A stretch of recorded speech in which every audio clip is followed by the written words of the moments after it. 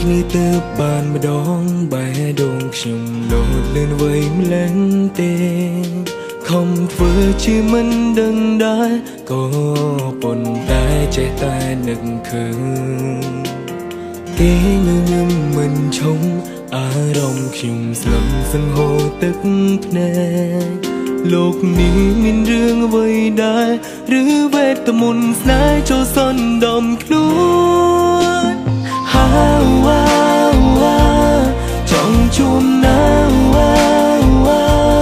មិនបាញ់មានឋានៈសង្សារ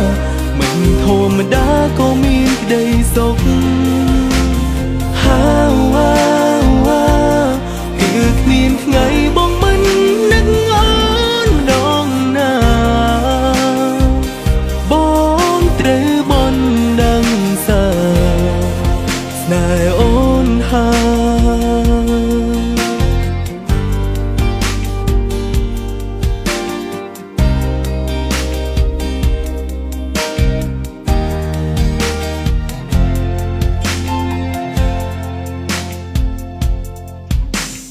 នឹងគេនឹងពេលនេះតែគ្មានវិធីជួបគ្នានោះ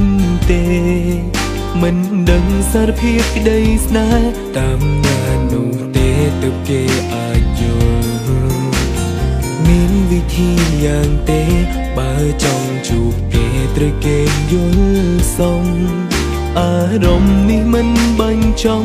រហូតពេលណាក៏ខ្ញុំមិនដឹង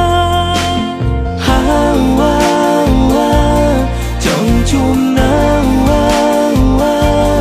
មិនបាញ់មានឋានៈសង្សារមិនធម្មតាក៏មានក្តីសុខគឺគ្មានថ្ងៃបងមិននឹកអូនម្ដងណាបងត្រូវបនដឹងសាស្នេហ៍អូន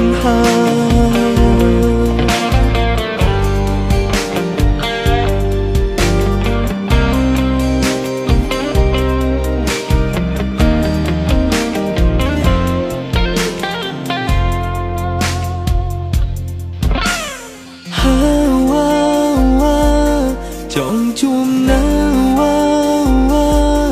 មិនបាញ់មានឋានៈសង្សារមិនធម្មតាក៏មានក្តីសុខ